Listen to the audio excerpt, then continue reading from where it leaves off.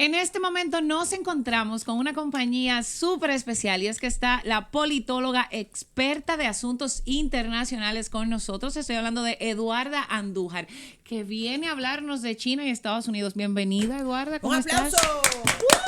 Bienvenida, mi reina. Gracias, chicas, por la oportunidad de estar en este espacio. Aquí vamos a hablar, y a propósito, de Juego de Damas y del tablero político, del tablero geopolítico global. Así que muchísimas gracias por la invitación. Eduarda, el tema de China y Estados Unidos se ha puesto recientemente en el tapete, en boca de todos, a pesar de que siempre ha estado en boca de los conocedores por lo que representan estas dos grandes potencias y que de una manera u otra siempre han estado juntos pero no revueltos. Pero en esta oportunidad, hasta el que no sabe de temas geopolíticos o económicos, sociales y económicos, está en la palestra comentando sobre esto a propósito de las nuevas leyes de Trump y demás. ¿Cuál es la relación que existe en este momento entre China y Estados Unidos a propósito de las más recientes fricciones? Bueno, eso es lo que se da naturalmente cuando, y se ha dado en la historia de la humanidad, cuando se va a un proceso de recomposición geopolítica global, que es lo que estamos haciendo o a lo que estamos asistiendo en esta nueva etapa. Nosotros estamos viendo Estados Unidos, que fue el hegemón del globo, sobre todo después de la caída del muro de Berlín en el año 1989 y después de la Segunda Guerra Mundial en el año 1945, pues se va consolidando como una potencia hegemónica. Al irrumpir China en el tablero geopolítico global con fuerza, sobre todo después de la iniciativa de la Franja y la Ruta de la Seda que lanza en el año 2013 y de crear todo este corredor económico, pues ya vemos que Estados Unidos y China se disputan en muchos aspectos, términos económicos, en términos geopolíticos, en términos de ámbitos de influencia, en términos de dominios de los mercados globales. Es decir, lo que se está viendo no es más que, digamos, la apuesta de los Estados Unidos por reconquistar el escenario que ha ido perdiendo porque estuvo inmerso en cuestiones propias de su realidad política, cultural, interna. Un panorama actual, vigente, que realmente los ojos del mundo están aquí en este tema.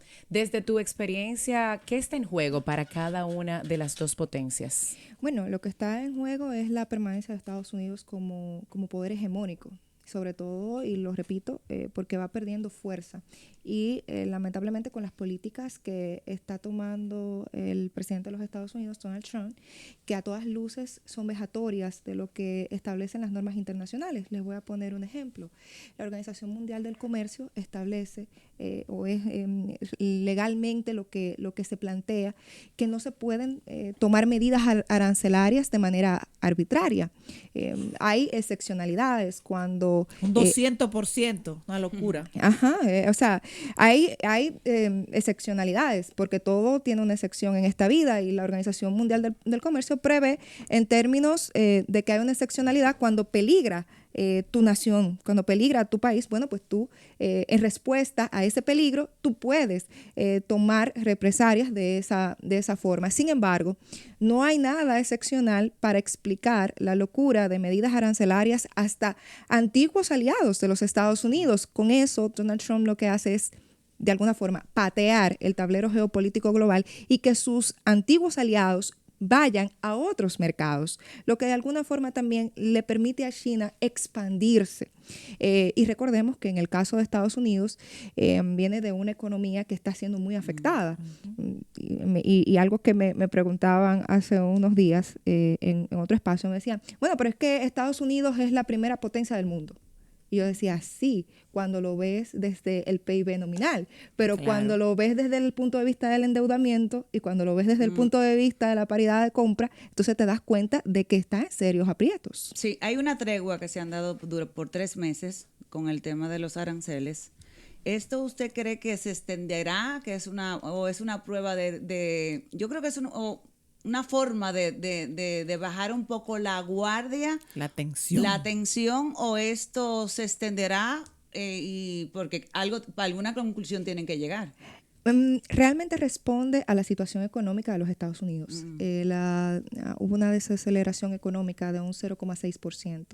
Ustedes me dirán, bueno, eso es mínimo, un 0,6%, pero para la economía estadounidense un 0,6% se traduce en la afectación de muchos sectores de la economía estadounidense, hasta tal punto que el Congreso de los Estados Unidos intervino y dijo, no podemos seguir con esta política de arancelaria, porque lo que está pasando con los Estados Unidos es que nuestra economía, que está enferma, se desacelera, se paraliza, y entonces nosotros podemos llegar a una estanflación, que es lo que prevén los organismos internacionales como el Fondo Monetario Internacional. Y eso, ojo, porque eso es importante. Ustedes saben que decimos que cuando la economía estadounidense le da una tosecita, afecta a la República Dominicana. Claro. Entonces, hay dos advertencias que ya ha hecho el Fondo Monetario Internacional. En el caso de la República Dominicana, la primera advertencia es que va a haber una reducción de las remesas. Y la segunda advertencia es que las exportaciones nuestras se van a ver muy afectadas, porque nosotros tenemos un 10% de aranceles, algo inexplicable también en el caso de la República Dominicana. Y que en términos de remesa nosotros recibimos un número impresionante al año. Y antes de pasar con la pregunta de Irina, porque va en la dirección, y quiero que me lo allane lo más posible para que el dominicano de a pie entienda. Cuando se da un enfrentamiento entre estas dos grandes potencias, lo que se pudiera decir es que Donald Trump, con las decisiones que tomó, sacó un cuchillo y China le sacó un misil. Es correcto. Y la gente empieza a decir, ¿pero quién ganó? Porque el dominicano no quiere saber qué es lo que va a pasar. ¿Quién ganó ese pleito? Lo que a todas luces parece visibilizarse es que quien va ganando el pleito es China. Porque igual Estados Unidos ha descuidado otros escenarios. Entonces, la comunidad internacional gira hacia quienes son más receptivos, sobre todo cuando uno ve que el sistema internacional está en crisis. Hay una crisis de gobernanza, hay una crisis de credibilidad, hay una crisis de los actores, ¿no?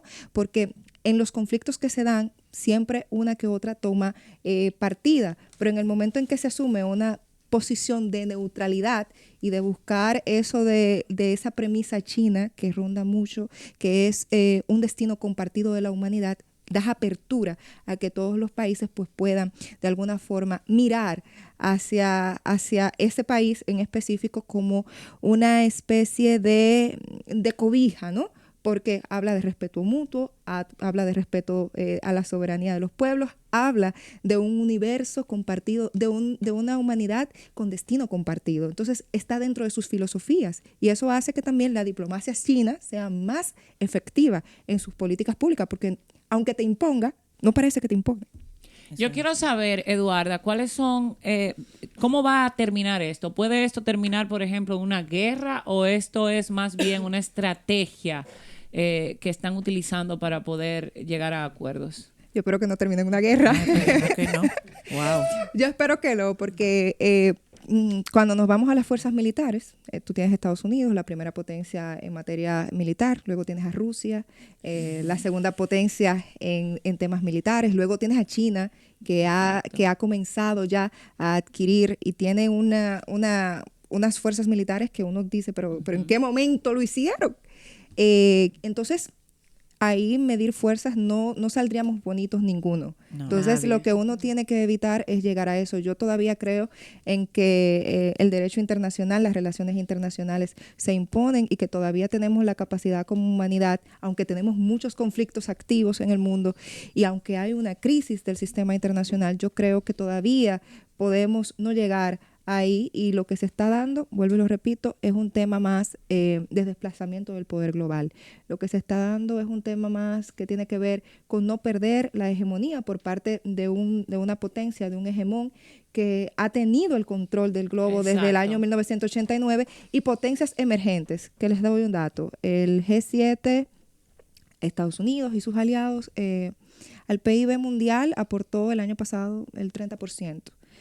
Entonces China y sus aliados con los BRICS, ¿verdad?, aportó el 35%. Entonces ahí uno va viendo ya ese nuevo orden global que se va gestando y al que nosotros estamos asistiendo, pero lo que no queremos es llegar allá. Sí, pero yo quiero ver si Estados Unidos realmente va a dejar o sea, se va a dejar desplazar de esa forma, ¿entiendes? Si de verdad ellos van a aceptar que China realmente gane? Mira, Estados Unidos tiene su propia realidad y desde el año 2000 específicamente los politólogos estadounidenses, Samuel Huntington, hay dos libros de él muy interesantes, Choque de Civilizaciones y también, ahora no recuerdo, pero tiene dos libros muy interesantes en el que habla de esa reconfiguración de la población estadounidense y de los problemas, los problemas y las realidades que tiene que atender Estados Unidos. La cohesión interna es muy importante para que las potencias hegemónicas puedan mantener su hegemonía. Y Estados Unidos tiene realidades apremiantes y por eso ha descuidado el tablero geopolítico, lo cual no tiene China. China no tiene esas situaciones. Además, y ahí coincidir con el maestro creador del gran tablero mundial, Kissinger, que él establecía, Estados Unidos, el peor error que puede cometer Estados Unidos es acercar a China y a Rusia. Así es. Es el peor error. Y es... el enemigo de ese escenario pudiera pasar. Tu enemigo es tu amigo. Entonces, lo que estamos viendo es a Vladimir Putin y a Xi Jinping, ambos presidentes, tanto de Rusia como de China, actuando juntos. Fortaleciendo vínculos. Fortaleciendo vínculos y, desarrollando un campo de influencia en toda América Latina. Las visitas del canciller ruso a la República Dominicana y otros países de la región no es una casualidad. Fortuito. No es fortuito. Es parte de una agenda que no es mala. Ahora, la República Dominicana es la que tiene que ser inteligente y jugar con todas las potencias, porque hay una premisa que no podemos olvidar. Las potencias no tienen amigos o enemigos, las potencias tienen intereses. Ahora, la República Dominicana, en ese sentido, tiene que insertarse adecuadamente en el tablero geopolítico global y entender que es el beneficio nacional por encima de los intereses de quienes están peleándose, porque esas ligas son muy grandes para nosotros. Saben. Estamos en rookie nosotros. Vemos desde la banca. Exacto. Gracias, Eduarda, por acompañarnos. Un fuerte aplauso para despedir a esta mujer. Quiero volver a hablar de otros temas. Cuando quieran. Redes sociales. Eduarda Andújar, mi nombre. Se escribe raro, pero EDHO y ahí Ayuda a la Josian, pónselo ahí. Y ahí Alto en jugada. Pero no te vayas de la partida. En breve, regresamos con Juego de Damas.